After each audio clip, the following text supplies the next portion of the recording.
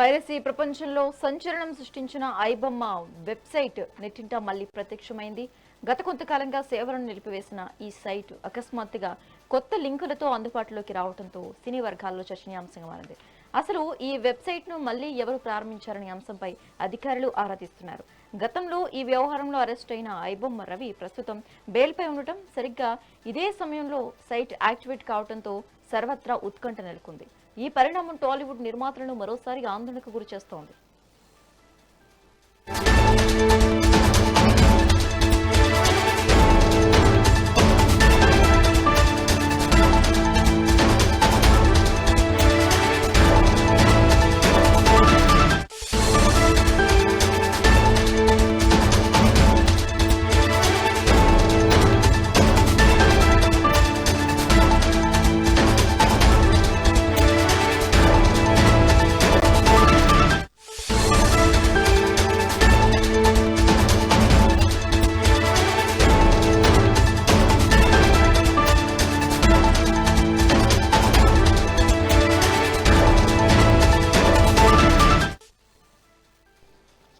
ప్రపంచంలో సంచలనం సృష్టించిన ఐబొమ్మ వెబ్సైట్ నెట్టింట మళ్లీ ప్రత్యక్షమైంది. గత కొంతకాలంగా సేవలను నిలిపివేసిన ఈ సైట్ అకస్మాత్తుగా కొత్త లింకులతో అందుబాటులోకి రావడంతో సినీ వర్గాల్లో చర్చనీయాంశంగా మారింది. అసలు ఈ వెబ్సైట్ ను మళ్లీ ఎవరు ప్రారంభించారనే అంశంపై అధికారులు ఆరా తీస్తున్నారు.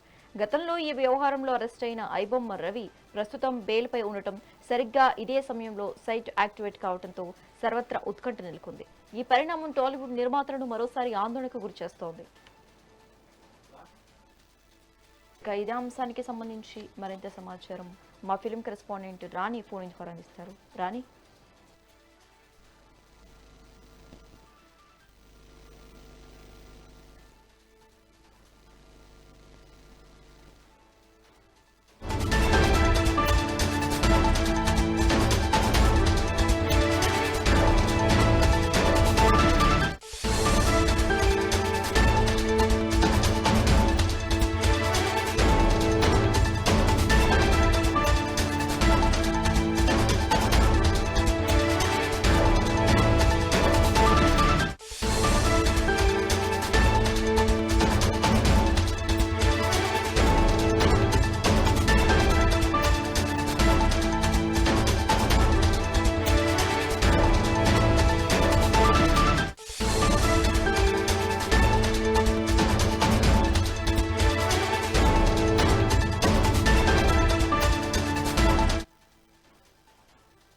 ప్రపంచంలో సంచలనం సృష్టించిన ఐబొమ్మ వెబ్సైట్ నెట్టింట మళ్లీ ప్రత్యక్షమైంది. గత కొంతకాలంగా సేవలు నిలిపివేసిన ఈ సైట్ అకస్మాత్తుగా కొత్త లింకులతో అందుబాటులోకి రావడంతో సినీ వర్గాల్లో చర్చనీయాంశంగా మారింది. అసలు ఈ వెబ్సైట్ ను మళ్లీ ఎవరు ప్రారంభించారనే అంశంపై అధికారులు ఆరా తీస్తున్నారు. గతంలో ఈ వ్యవహారంలో అరెస్ట్ అయిన ఐబొమ్మ రవి ప్రస్తుతం బెయిల్పై ఉండటం, సరిగ్గా ఇదే సమయంలో సైట్ యాక్టివేట్ కావడంతో సర్వత్రా ఉత్కంఠ నెలకొంది. ఈ పరిణామం టాలీవుడ్ నిర్మాతలను మరోసారి ఆందోళనకు గురిచేస్తోంది. ఇక ఇదే అంశానికి సంబంధించి మరింత సమాచారం మా ఫిల్మ్ కరెస్పాండెంట్ రాణి ఫోన్ ద్వారా అందిస్తారు. రాణి, ఎస్ రేఖ, ఈ ఐబొమ్మ వెబ్సైట్ అనేది మళ్ళీ ఇప్పుడు కనిపించడం ఇప్పుడు అందరినీ కూడా ఒక్కసారిగా ఉలిక్కిపడేలా చేసింది. ఎందుకంటే ఇంతకు ముందే ఐబొమ్మ రవిని కొన్ని రోజుల క్రితం అరెస్ట్ చేయడము, అతన్ని విచారణ చేయడము, ఎక్కడి నుంచి సైట్ రన్ అవుతుంది, అలాగే ఎవరెవరు దీని వెనకాల ఉన్నారు, ఇవి అన్ని కూడా విచారణ చేయడము, అలాగే ఐబొమ్మ నుంచి కూడా ఒక అఫీషియల్ స్టేట్మెంట్ రావడం, ఇకపేదట మేము ఈ ఐబొమ్మ సైట్ ని రన్ చేయలేము అని.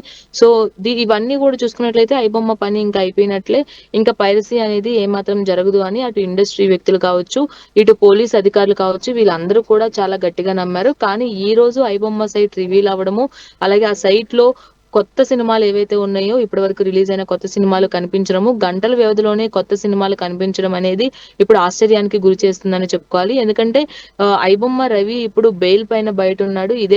ఇదే సమయంలో ఐబొమ్మ వెబ్సైట్ అనేది మళ్ళీ తెరపైకి రావడము, నిజంగానే ఇది ఐబొమ్మ రవి చేతితోనే చేస్తున్నాడా, లేదంటే అతని కనుసన్నల్లోనే జరుగుతుందా, లేదంటే దీని వెనకాల ఇంకా వేరే రాకెట్ ఏమైనా ఉందా, ఇంకా ప్రధానంగా ఎవరైనా వర్క్ చేస్తున్నారా అనే కోణంలో కూడా ఇప్పుడు అనుమానాలు వ్యక్తపరుస్తున్నారు ప్రతి ఒక్కరు కూడా.